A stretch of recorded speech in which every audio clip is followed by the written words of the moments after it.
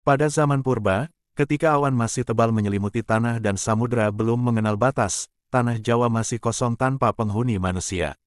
Alamnya liar dan suci, dihuni oleh makhluk-makhluk gaib, siluman, dan para penunggu yang menjaga kesucian bumi. Tanah ini masih bernama Pulau Siluman, karena hanya kaum tak kasat mata yang menguasainya.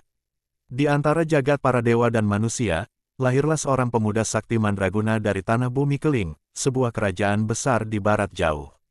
Namanya adalah Aji Saka, putra seorang resi dan perempuan bijak yang dikandung oleh nyala api suci saat gerhana matahari total. Sejak lahir, Aji Saka menunjukkan tanda-tanda bahwa ia bukan manusia biasa. Ia mampu berbicara pada usia 3 hari dan menghafal huruf langit pada usia 3 bulan. Raja-raja di seantero tanah India mendengar namanya dan ingin menjadikannya menantu, namun Aji Saka tak tertarik pada kekuasaan dunia. Ia merasa jiwanya terpanggil menuju arah timur, tanah asing yang disebut dalam wahyu kitab leluhur, pulau yang akan jadi pusat kebijaksanaan dan cahaya ilmu pengetahuan. Maka pada usia dewasa, ia memutuskan meninggalkan tanah kelahirannya menuju pulau yang kini kita kenal sebagai Jawa. Aji Saka menyiapkan perjalanan suci dengan penuh perenungan. Ia bersemedi selama 7 hari 7 malam di puncak Gunung Meru, berbicara dengan roh-roh leluhur, memohon izin kepada dewa dan bumi.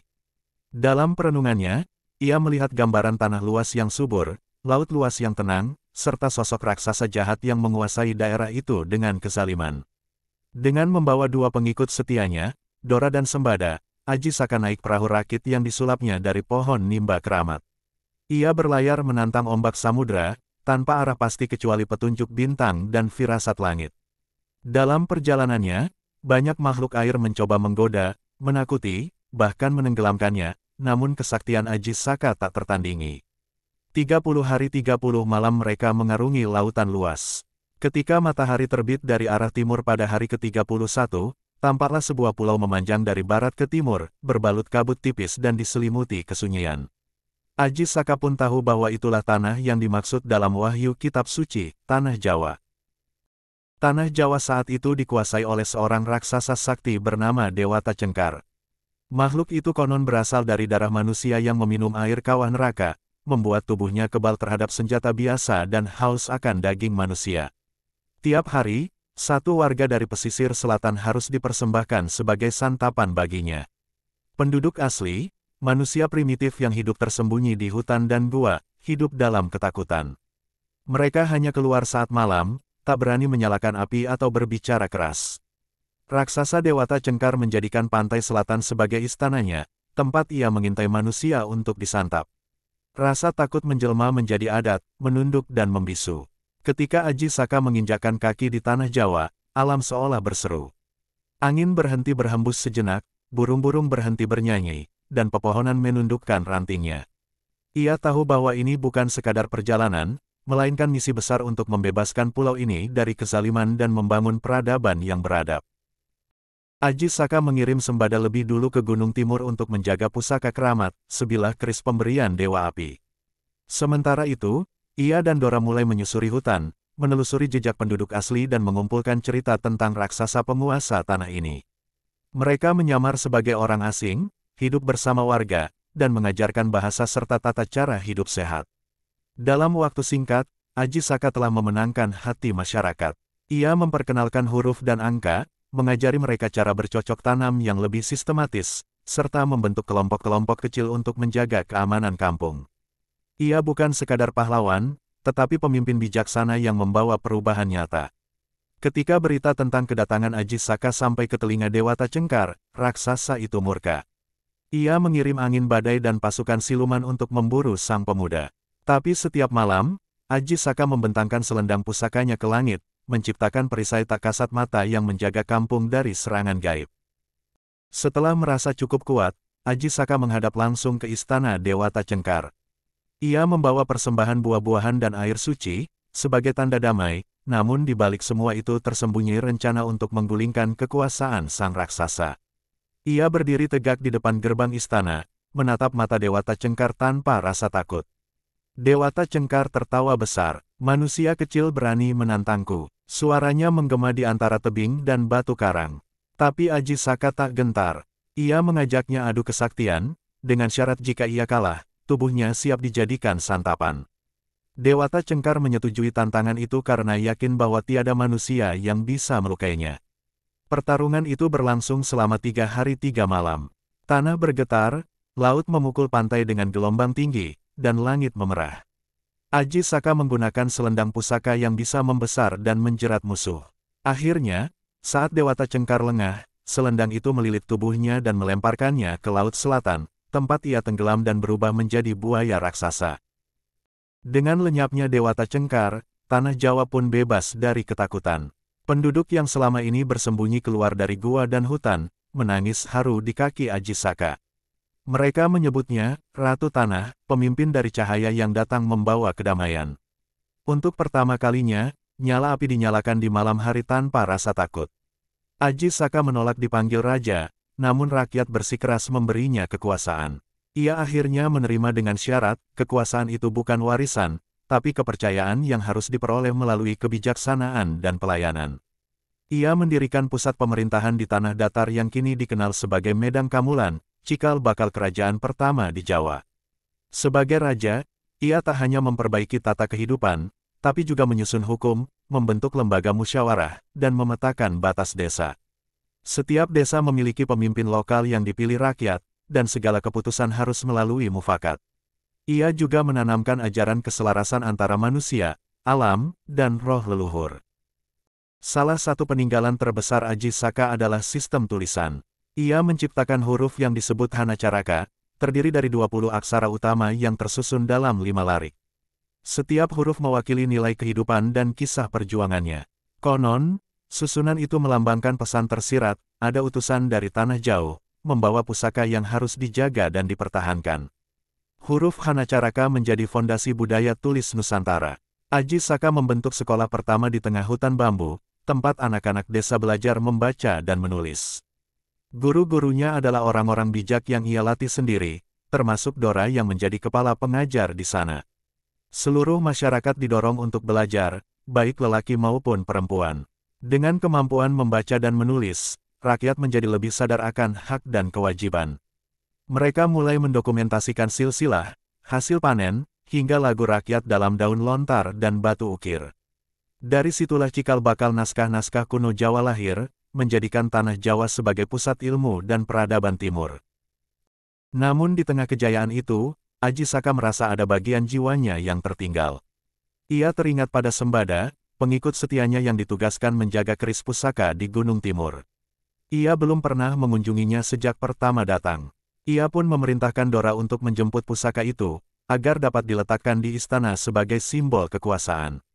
Dora menerima tugas itu dengan penuh hormat.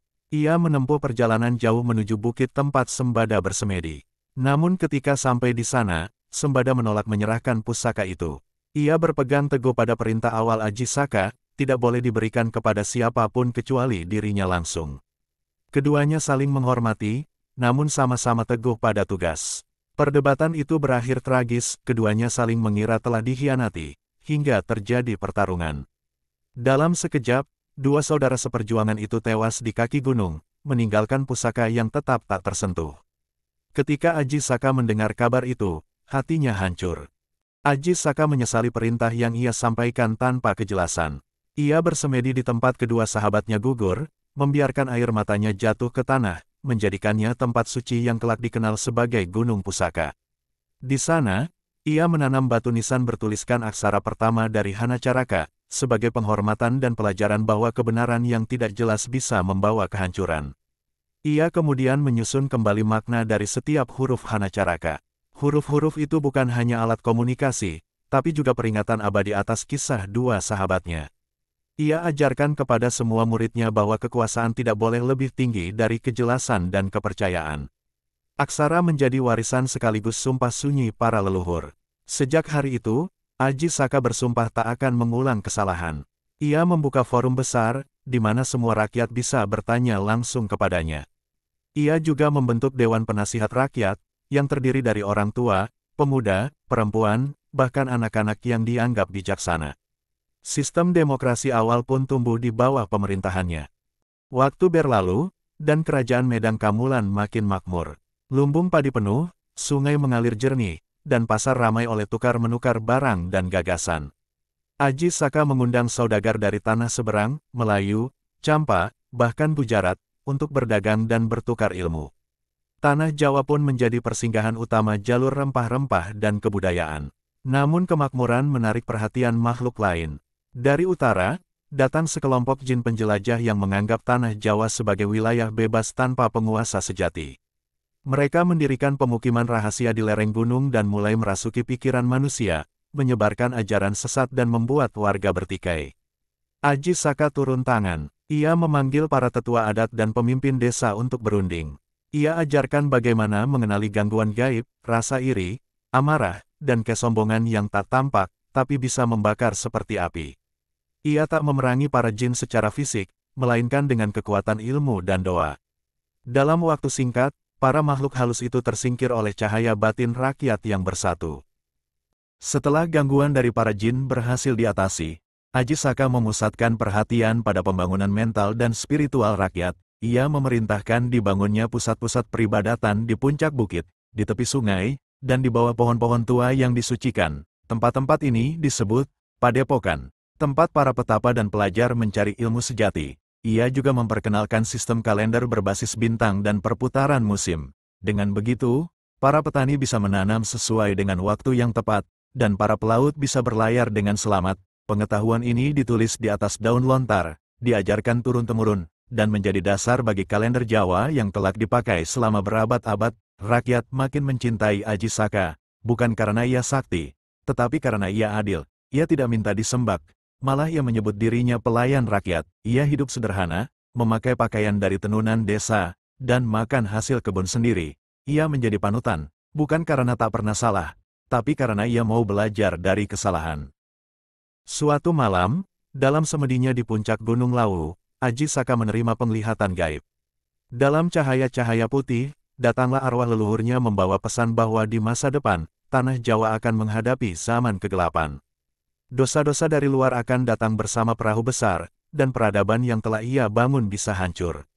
Ia tak gentar, namun ia sadar bahwa ia tak bisa menjaga tanah ini selamanya. Maka ia mulai mempersiapkan generasi penerus. Ia memilih para murid terbaik dari seluruh pelosok pulau dan menggembleng mereka dalam ilmu tata negara, filsafat, bahasa, kesaktian, dan kebatinan.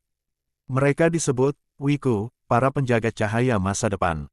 Wiku-wiku ini disebar ke berbagai daerah, barat, tengah, timur, selatan, dan utara. Masing-masing membawa ilmu, huruf, dan nilai-nilai luhur. Mereka tidak memerintah, tapi mengajar. Tidak mengikat, tapi menuntun. Maka sejak saat itu, peradaban menyebar dari pusat Medan Kamulan ke seluruh Jawa, dan rakyat mulai mengenal istilah Tanah Jawa sebagai satu kesatuan budaya. Namun ujian datang dari dalam. Salah satu wiku, yang bernama Sangkalabrama, merasa lebih unggul dari yang lain. Ia menganggap dirinya pewaris Aji Saka dan ingin mendirikan kerajaan sendiri, dengan hukum dan ajaran baru. Ia mulai menghasut rakyat di daerah timur bahwa ajaran Aji Saka sudah usang dan lemah. Aji Saka mengetahui hal ini, namun ia tak langsung murka. Ia mengirim utusan untuk berdialog dengan Sangkalabrama, menawarkan kerjasama dan persatuan. Tapi kesombongan telah menutup hati sang murid. Ia menolak, bahkan membakar padepokan-padepokan Wiku dan memproklamirkan dirinya sebagai dewa hidup. Aji Saka akhirnya harus bertindak. Ia tak ingin kekerasan, tapi Kalabrama telah melampaui batas. Dalam duel batin di lereng Gunung Wilis, Aji Saka melawan Kalabrama bukan dengan senjata, tetapi dengan mantra jiwa. Perang berlangsung dalam diam, tubuh mereka tak bergerak, tapi angin gunung mengamuk, dan langit mendung selama 7 hari. Kalabrama akhirnya kalah, dan arwahnya dikurung dalam batu hitam. Peristiwa itu membuat Aji Saka semakin sadar bahwa kekuatan tanpa budi akan menimbulkan kehancuran. Ia memperketat ajaran moral, menekankan bahwa kesaktian hanyalah alat, bukan tujuan. Ia menyusun kembali kitab pelajaran yang berisi tatanan nilai, disebut Sastra Jiwa, kitab pertama yang membedakan antara ilmu dan hikmah. Kitab Sastra Jiwa ini tidak ditulis dalam bahasa tinggi, tapi dalam bahasa rakyat. Isinya mudah dimengerti oleh petani, nelayan, dan anak-anak. Ia menyampaikan bahwa kebenaran bukan milik raja atau resi, tapi bisa datang dari siapa saja yang jujur. Ajaran ini begitu radikal hingga membuat para bangsawan dari tanah seberang merasa terganggu. Meski begitu, Aji Saka tidak goyah. Ia tetap pada pendiriannya, bahwa kerajaan sejati adalah kerajaan yang hidup di dalam hati rakyat. Ia terus memperkuat persatuan antar suku, antar desa, antar pemeluk keyakinan berbeda, bahkan antara manusia dan alam. Ia mengadakan festival tahunan sebagai wujud rasa syukur kepada bumi dan langit. Festival itu dinamakan Wukusaka, mengambil namanya sendiri, tapi bukan untuk menyombongkan. Festival ini berlangsung selama 7 hari 7 malam setiap awal musim hujan. Di sana, seluruh rakyat berkumpul, menari, menyanyi, membaca puisi, dan memamerkan hasil kebudayaan masing-masing daerah. Dalam festival ini, semua kasta, golongan, dan profesi duduk sejajar. Aji Saka sendiri turun dari singgasananya dan duduk di tanah bersama rakyat biasa.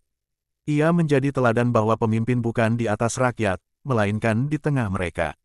Ia mendengarkan keluh kesah mereka, bahkan kadang ikut membantu mereka menyiapkan makanan. Karena itulah, Wukusaka menjadi hari keramat yang dijaga selama berabad-abad. Hingga kini, sisa-sisa festival itu masih bisa dilihat dalam tradisi grebek, sekaten, dan upacara adat lainnya di Jawa. Semua itu berakar pada satu nilai, bahwa peradaban dibangun dari rasa syukur dan keterhubungan yang suci antara manusia, alam, dan sang sumber. Aji Saka semakin tua, namun semangatnya tak surut, rambutnya mulai memutih, tapi sorot matanya tetap tajam dan hangat. Ia tahu waktunya tinggal sedikit di dunia ini, namun ia tidak takut mati. Ia hanya ingin memastikan bahwa tanah ini akan terus hidup dalam cahaya pengetahuan dan kasih. Ia mulai menulis surat wasiat kepada generasi mendatang. Wasiat itu bukan tentang harta atau kekuasaan, tapi tentang nilai-nilai kehidupan, tentang kejujuran, kesabaran, keberanian, dan cinta tanah air. Ia menanam surat itu dalam peti emas kecil dan menyimpannya di bawah pohon beringin tua di pusat kerajaan. Konon, peti itu hanya bisa ditemukan oleh pemimpin sejati yang memiliki hati seputih embun dan pikiran setajam keris pusaka. Hingga kini, banyak yang mencarinya, tapi tak seorang pun menemukannya. Sebab isi wasiat itu bukan di peti, melainkan sudah diwariskan dalam darah dan jiwa rakyat Jawa. Pada malam menjelang wafatnya, Aji Saka bermimpi bertemu kembali dengan Dora dan Sembada. Dalam mimpinya, mereka duduk bersama di atas awan, tersenyum tanpa dendam. Mereka berkata bahwa tugas Aji Saka telah selesai, dan kini saatnya kembali ke asal. Ia terbangun dengan damai dan tahu bahwa waktunya telah tiba. Ia memanggil seluruh rakyat ke alun-alun Medang Kamulan. Dengan suara lembut namun berwibawa, ia menyampaikan perpisahan. Tanah ini bukan milikku, tapi milik kalian semua. Jagalah ia seperti kalian menjaga jiwa sendiri. Jangan biarkan keserakahan dan ketakutan kembali merasuki tanah ini. Setelah itu, Aji Saka naik ke puncak Gunung Suci dan menghilang dalam cahaya. Tak ada yang tahu di mana makamnya, sebab ia tidak mati, tapi menyatu dengan alam. Sejak saat itu, rakyat Jawa percaya bahwa setiap angin yang berhembus, setiap hujan yang turun, adalah pesan Aji Saka kepada generasi penerus. Setelah kepergiannya, Medang Kamulan terus bertahan selama beberapa generasi. Para wiku melanjutkan ajarannya, dan rakyat tetap menjaga nilai-nilai warisan. Meski banyak kerajaan baru muncul kemudian, Singhasari, Majapahit, Mataram, nama Aji Saka tetap disebut sebagai leluhur utama peradaban Jawa. Kisahnya dituturkan dari mulut ke mulut, dari dongeng malam ke syair wayang. Namanya ditulis di atas prasasti dan disematkan dalam aksara Jawa. Bahkan para raja besar setelahnya selalu menyebut Aji Saka sebagai pendahulu, penunjuk jalan, dan penjaga nilai kejawaan. Aji Saka bukan dewa, bukan pula nabi, ia adalah manusia sejati yang menggunakan hidupnya untuk menerangi jalan orang lain. Itulah mengapa namanya abadi. Bukan karena ia membangun istana megah, tetapi karena ia membangun jiwa-jiwa yang merdeka. Para ahli sejarah, arkeolog, dan rohaniawan masih memperdebatkan kapan tepatnya Aji Saka hidup. Namun bagi rakyat Jawa, waktu tidaklah penting. Yang penting adalah ajarannya, hidup selaras, jujur, berani, dan berpihak pada yang lemah. Itu sebabnya nama Aji Saka bukan sekadar legenda, melainkan identitas. Beberapa orang meyakini bahwa Aji Saka akan kembali, dalam bentuk yang lain, ketika tanah Jawa kembali dalam bahaya. Ia tidak akan muncul dalam sosok lama, tapi dalam jiwa orang-orang jujur yang berani berdiri membela kebenaran. Ia hidup dalam semangat orang yang menjaga budaya, menulis puisi, menanam padi, dan melawan ketidakadilan. Dan selama nilai-nilai itu tetap dijaga, maka Aji Saka tidak pernah benar-benar pergi. Ia adalah cahaya di ujung lorong sejarah, yang terus memanggil anak-anak Nusantara untuk kembali ke akar, ke tanah, ke bahasa, dan ke kebenaran. Kini, lebih dari 1000 tahun setelahnya, jejak Aji Saka masih bisa kita temukan. Dalam aksara Jawa yang dia ciptakan, dalam upacara adat dan falsafah hidup masyarakat, dalam lagu rakyat dan legenda yang masih hidup di bibir anak-anak. Semua itu menjadi saksi bahwa sejarah tidak selalu ditulis oleh pena, tapi oleh hati yang jernih.